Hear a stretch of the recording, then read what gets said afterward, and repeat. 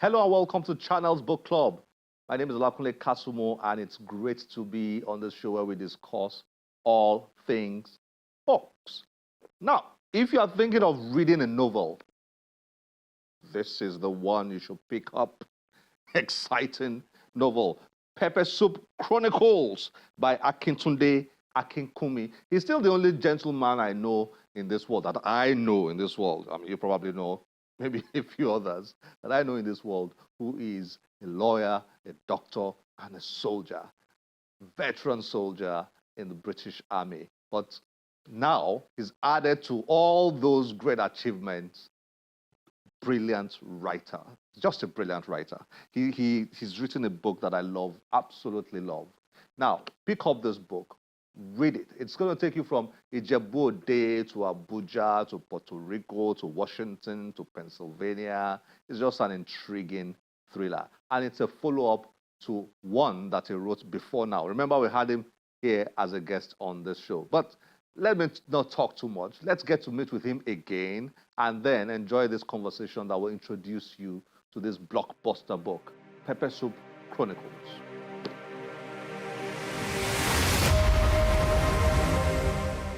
Retired Major General Akintunde Akinkunmi is a consultant forensic psychiatrist, lawyer, historian, former officer in the British Army, and author. Major General Akinkunmi served in the British Army for more than 2 decades, holding a variety of regimental staff and command appointments before retiring in 2019. He is a fellow of 2 Royal Colleges, the Royal College of Psychiatrists and the Royal College of Physicians and Surgeons of Glasgow. Major General Akinkunmi has authored 3 books: Best Served Cold, Hubris, A Brief Political History of the Nigerian Army, and Pepper Soup Chronicles. He joins Channels Book Club to discuss his latest book, Pepper Soup Chronicles.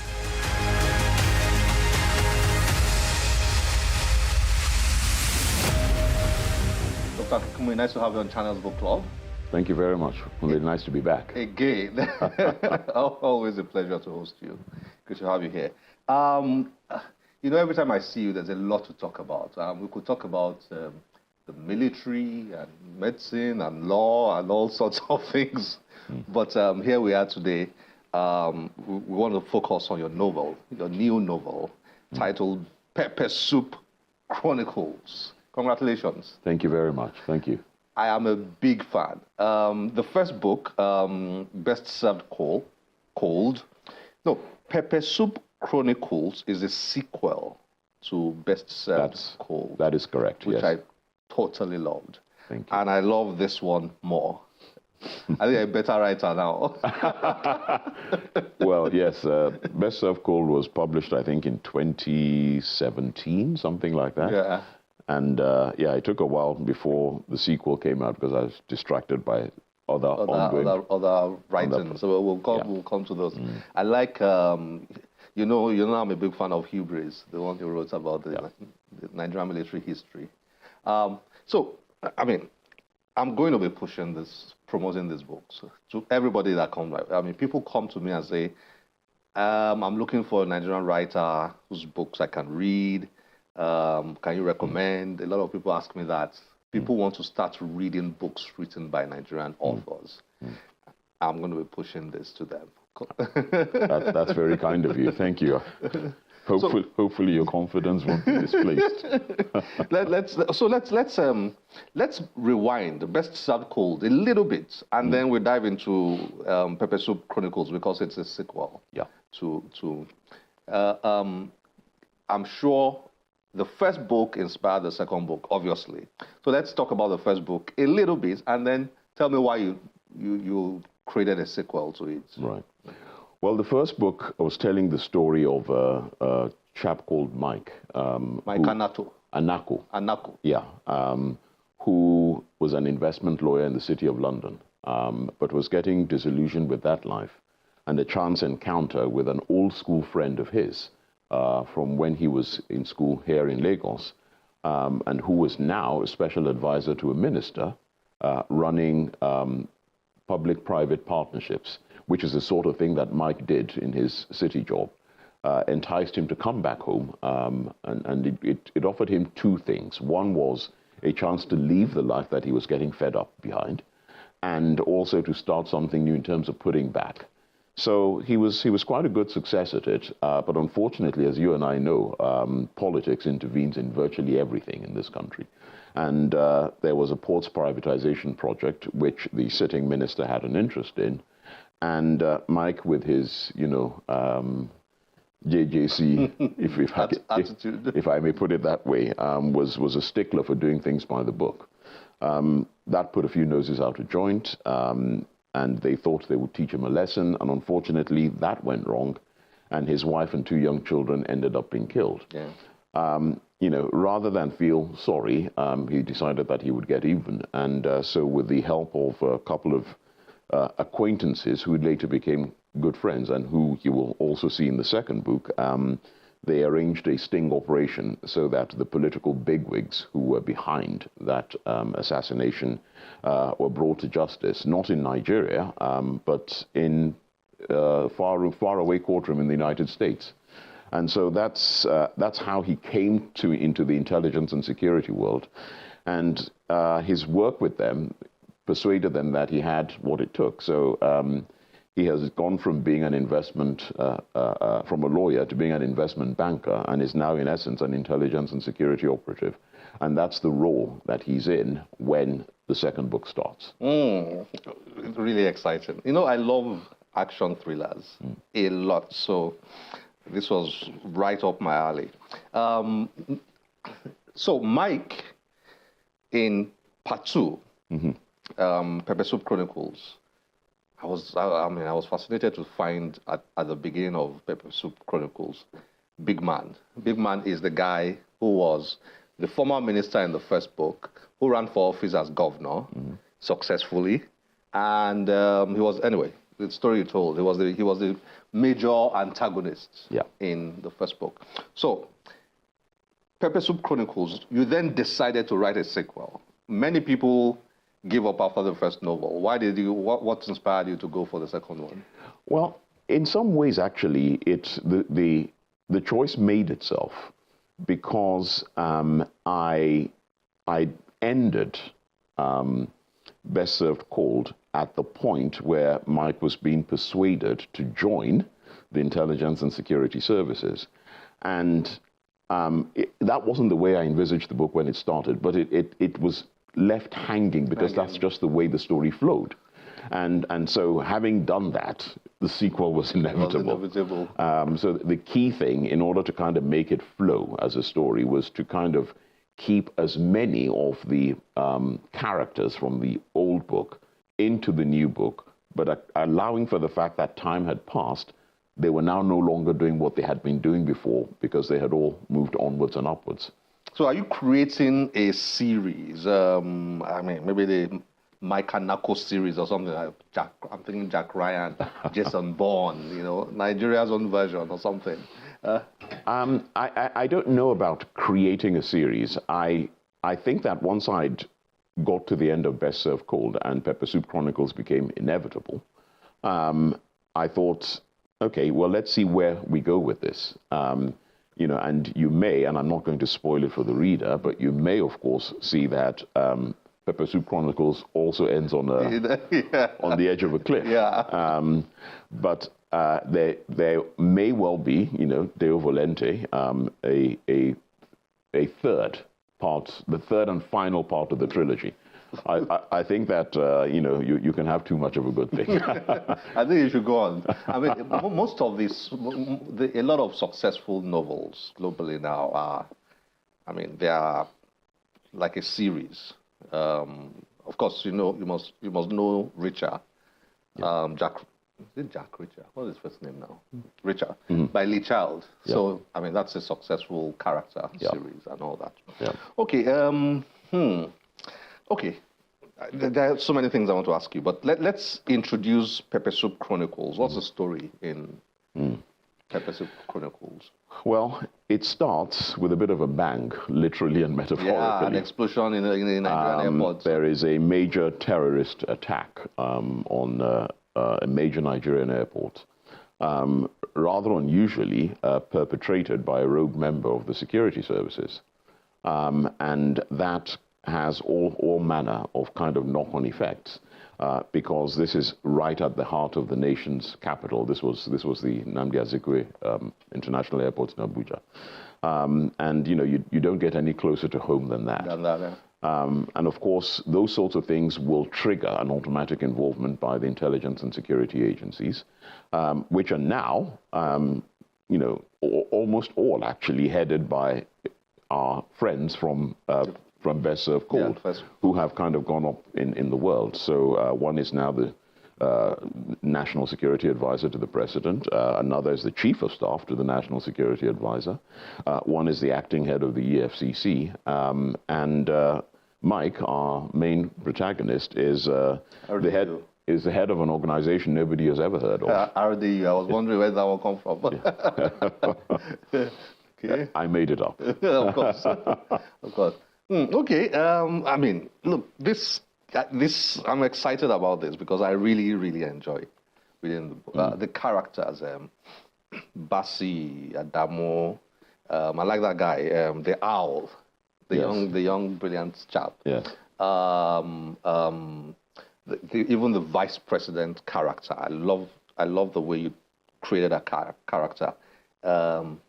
Madam Simpson, or whatever her name was, the Puerto Rican guy, the Gutierrez, yes. Carlos Gutierrez, a.k.a. Joan what now? Almeida, yes. Yeah, whatever.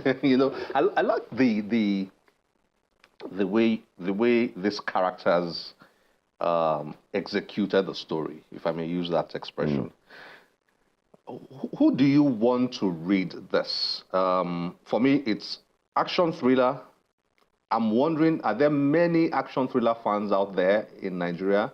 I suspect there are a lot of them, but they've not found enough books, written by Nigerians and set in Nigeria, enough of them.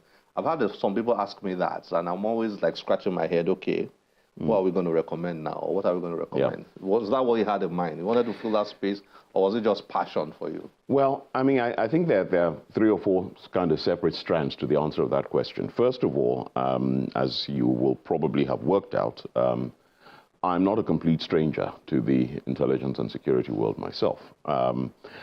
Second is that I wanted this to be something that would find a readership not just amongst Nigerians.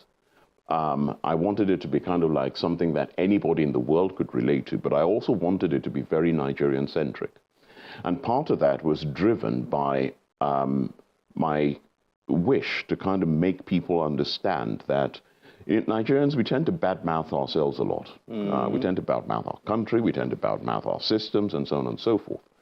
But we also particularly tend to badmouth our intelligence and security services.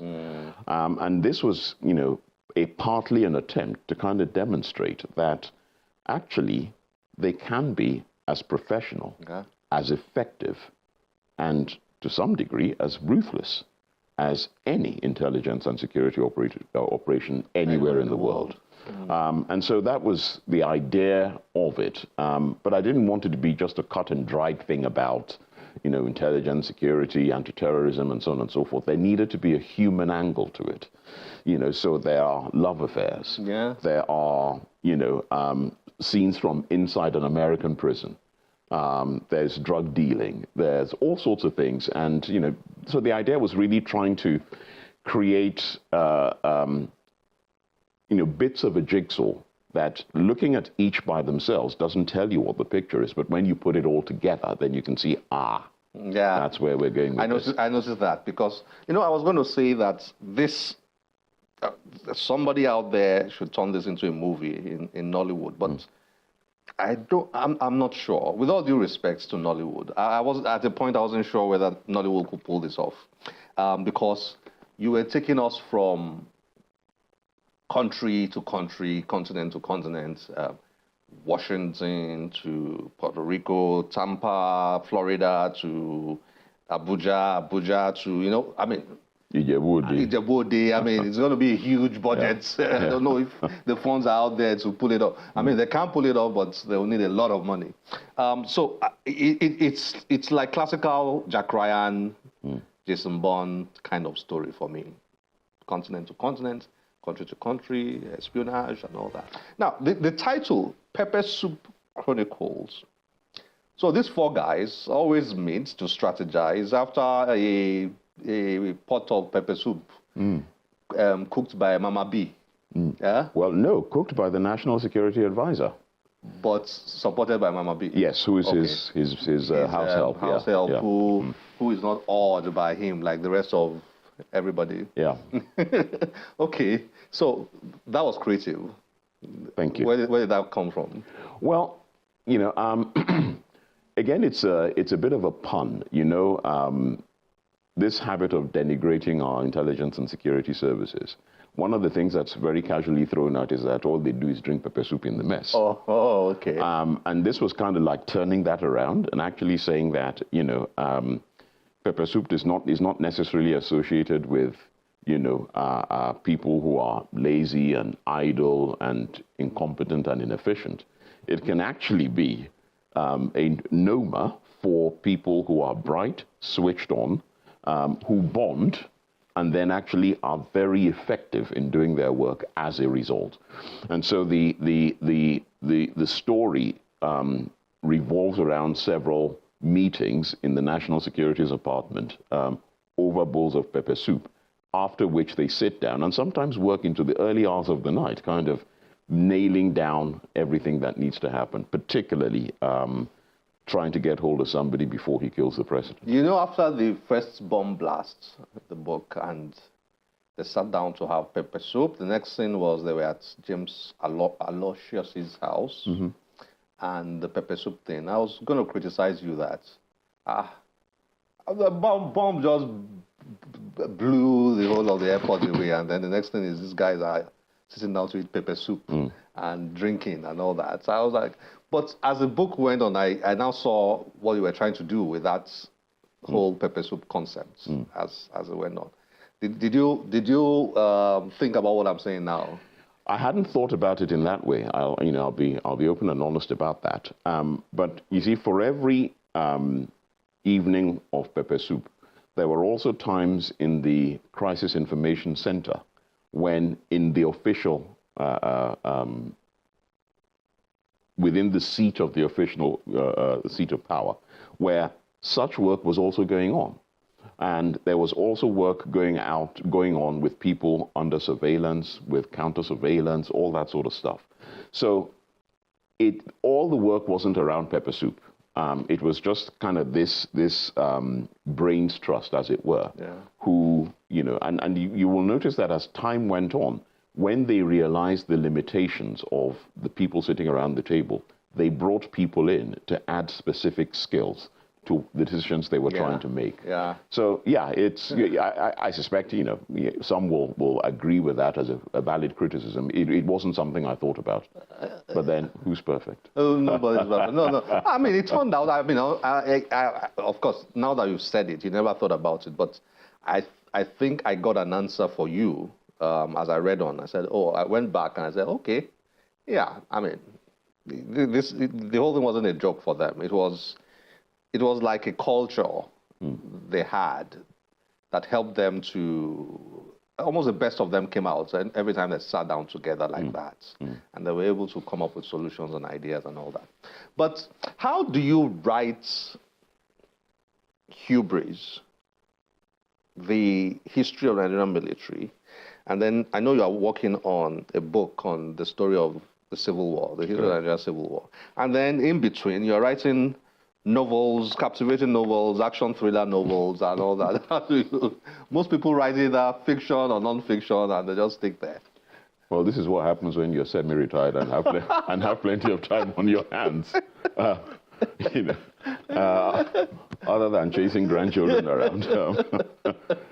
But more seriously, though, I find that there's a major difference between writing fiction and writing non-fiction, particularly history. The latter, writing history, has to be, by definition, a much more disciplined, organized, thorough process because, I'm as an amateur historian, I take the very firm view that, I have a great suspicion when people write books saying something is the history of something. No, it cannot be the history because there are many ways to look at something. So I prefer to call it a history. And that means that you have to kind of spend a lot of time in research, getting your facts right, and then making a distinction between fact and your opinion. These are the facts, and here's the evidence to support the facts. This and that is very hard to challenge. This is my opinion. Everybody has got an opinion, and I don't necessarily mean that you all have to agree with my opinion regarding the facts.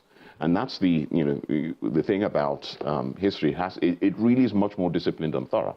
Writing fiction, on the other hand, it's my story. As I can make it go wherever I want it to go. The amount of research involved is microscopic compared to, writing a history. Yeah. So the one provides a bit of light relief from the other. And there's a very good reason why there's kind of 8 years between Best Served Cold and Pepper Soup Chronicles, in that, the research for Hubris, as you've mentioned, the political history of the Nigerian army, took somewhere in the region of 5 years. And that included a couple of years interviewing people. And then you have to then sit down and write and cross-reference and have a bibliography. It's a much more protracted thing. Yeah. And I'm finding out the same thing now, with the history of the Civil War. I know that if somebody without your background attempted to write something like this, they will have to spend a lot of time researching.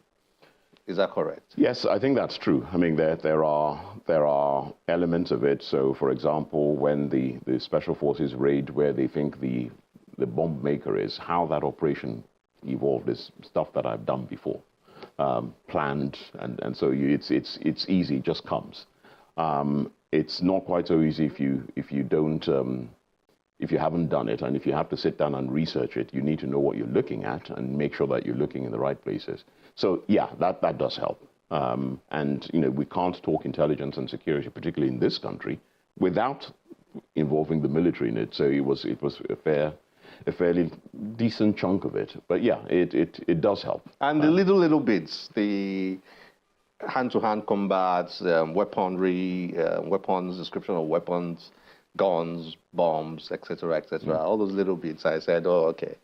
I mean, I will have to go and sit down in an army barracks before I can write this kind of thing, Yeah. So, interesting. Thank you for sharing this. Is this available out there? Yes, it is being distributed through Roving Heights, and okay, so Nigerian readers can get it easily. Oh, absolutely, yeah, fantastic, absolutely, yeah. And for those in the diaspora, it's been on sale on Amazon and Barnes and Noble and so on and so forth since just before Christmas, actually. Okay, yeah. Well, consider my Kanako series. It just might be a big hit already. I mean, you've got 2 already, so why not? I mean, and the 3rd one is coming on. Why not? And then we might have it on Netflix or something. Mike Anako. Well, or Mike or Anako. we've kind of had some preliminary discussions with screenwriters who are thinking about turning it into some sort of mini-series. But who knows? We'll see where it goes. Yeah. Thank you very much for joining us on Channels Book Club. Thank you for sharing your thoughts on your new book, Pepper Soup Chronicles. Congratulations. Thank you very much, Kunle. Thanks for having me. Well done. Thank you.